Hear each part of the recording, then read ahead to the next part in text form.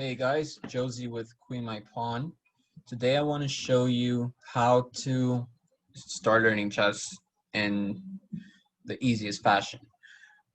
Um, Everyone knows that in chess, the fastest way to win the game is to trap the king. That's checkmate. But I've been witnessing a lot of games by lower rated players, and they always try to win material, which is not really the best or fastest way to win. So we got to return to the basics. When you go back to the basics and you work on the basics, which is trapping the king, you're able to take that knowledge and apply it into all of your games. What I mean is, I've sacrificed my entire army of pieces, except probably the queen and the rook, or maybe even the rook, and I've just delivered checkmate with the queen. I can even show you one game right now. Like, if you keep that mindset in mind that you just got to throw everything at the other person's king, you could win the game. Now, Judith Polgar has a TED Talk, and in that TED Talk, she mentions that she always goes for the king because it's the fastest way to win, so she'll throw all of her pieces at the king. I even saw her do a double bishop sacrifice on Karpov. So that's the type of mindset that you just have to have. Like, I'm going to show you a game that I played right now where I gave up basically everything. I have a couple of games here, but let's see. I guess like I'll start showing off by this position, I guess. Because I can't really find the game right now, but here is the position. So you could see that all I have is a queen and a bishop, and he has a queen, two bishops, and a rook. If it wasn't checkmate, he should be winning, but obviously it's checkmate. People want to win material so they have an easier ending, and nothing wrong with that, but you should definitely just go for the king because it's just the fastest way to win. Let's see. I'll speed through the start of the game. It was a very tense game, this. So, of course, I'm threatening checkmate. So, well, not checkmate, but check. And I'm threatening to get in this position somewhat. So, you don't have to always get checkmate, but you do have to always get checkmate. No. So, right now I am threatening to move the queen to f6 if his queen moves, and that's an easy queen to f6. He definitely looks like he won the game after bishop takes rook, but the problem is that I can still deliver checkmate knowing the basic checkmating pattern of bishop to h7. After bishop to h7, it's a basic checkmating pattern. So, this is one of the patterns seen in the Museum of Checkmates, known as the checkmate pattern page on Wikipedia. I'm sure it's here somewhere, but you can find it out for yourself. Oh, I think it's called, well, the Max Lange possibly is one of the ways to do it. Use the bishop and queen to checkmate the king. Maybe I'm wrong about that, but it's possible. I would recommend. Oh, and actually, no, it's Damiano's bishop. So, it's a classic method of checkmating named after Pedro Damiano, which was one of the founding fathers of modern chess. So, we need to look at Chess by Laszlo Polgar. He's got 5,334 problems, combinations, and games. But what I'm concerned about here is the problems. And he's a father of the 3 strongest female chess players to have ever played the game, especially Judith Polgar, who was actually the last sister to learn the game. So it's very interesting. Going to the first puzzle, and I'm going to show you what your mindset should be when you're trying to solve these checkmates. For example, in number 1, notice that the king is at the edge of the board.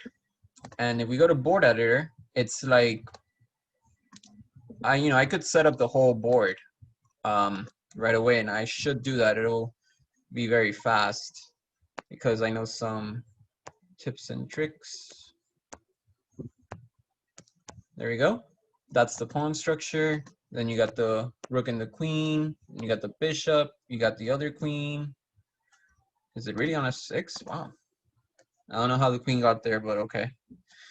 So look, easily, you got to find all the checks in the position. And that really is just queen takes g7. But here's what goes on behind it, because these checkmate ones are going to get more and more complicated, that they're going to take some time to find for someone that's just starting out. The only check in this position is queen takes g7. That's the mindset that you need to have. You need to find all the checks. That's why I always talk about checks, captures, and threats. But in checkmate in 1, you just got to find the checks. So that's why it's very important to start off with this. Like in this position, let's look at all the checks. We got queen to g7, queen takes f8, and queen takes h7. And one of these is the right one because it's checkmate in 1. Well, queen to g7 doesn't work because there's nothing protecting the queen. And queen takes f8 is also unprotected, so that can't be. But queen to h7 is protected. Every single time the king will be on the edge, or you can create an edge, and I'll be showing an example with that. When the queen is on in front of the king's face like this, there's nothing that can be done. Obviously, the queen's protected by something, either the king, or the knight, or the bishop, or a pawn even, or a rook, either on f1 or a7. As long as you can get the queen in front of the king's face, you're basically going to win the game. Number 3, same thing. We see that the queen can go to g7, and it's protected by the pawn, so it's over. See how I'm only looking at this area where the king is at? I'm not really looking at anything else. Like, I don't really care about all of these other pieces, which is what I was trying to show you all along. I'll give another example with that. Number 4, we got 2 checks here. We got rook to b7 and rook to h3, and only one of those works. Well, if rook to b7, the king can just go up. He can also block, so it can't be checkmate in 1 move. If rook to h3, though, that is checkmate in 1 move. The king can't go anywhere. Or block, and nothing can capture the rook.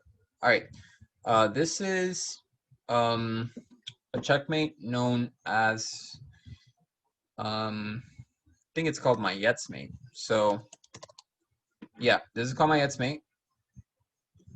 All of these checkmates can be found in the checkmate patterns page. Just move the rook to h8. It's the only check in the position. Number 6, there's only one check in the position.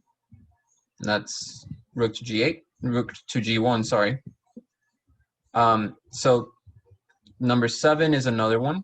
I've done this before in a tournament where I sacked a queen on h7 and brought the rook over to h1. That's called Greco's mate. Number 8, this is called Anastasia's mate. Rook to h1. I'm only looking at the checks. Number 9 is the example I want to talk about. So I'm going to set up the board again.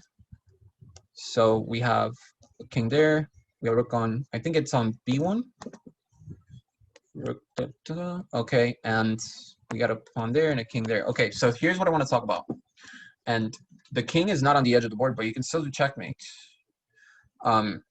Using the rationale that you got to look at all your checks first. Just look at rook to g1, and you can calculate for yourself that this is checkmate. The king has nowhere to run and nothing can block, but there's something deeper than this. The king is really actually at the edge of the board. He's really on the H file, even though it doesn't look like it. Looks like he's on the G file, but this knight blocks the king from going towards the right, like if he was on the H file in the first place. And even though there's a bishop here, it can't really do much. Its range of motion is limited, and it cannot protect the black king, so we could pretend it's not there.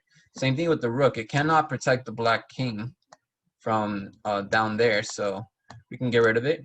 And finally, we can, since we said the king is on the edge of the board, it cannot go right. You got to make a mental image. You got to shift everything over one to the right. And now you can see very clearly that the king is on the edge of the board. Since we already agreed, the king cannot go to h8 or h6 because the knight's there. It's blocking the way. So now you can just deliver checkmate, rook to h1. You can even imagine that the knight's not there anymore since it's already fulfilled its purpose. And this is a very clear king and rook checkmate. The thing to understand when you're starting out in chess is to always go for the king. There are puzzles in chess, like Lichess puzzles, where you can win material, but even though that is a part of the game, it takes an entirely different character. And it's out of the scope of this video.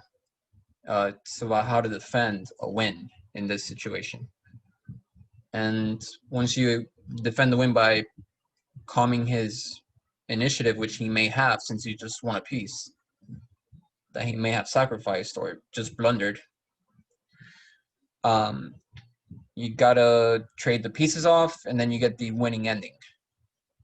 But when it goes otherwise, just go for the king by doing lots of checkmate at once, and once you're advanced, you can do the checkmate in twos and you can win the game.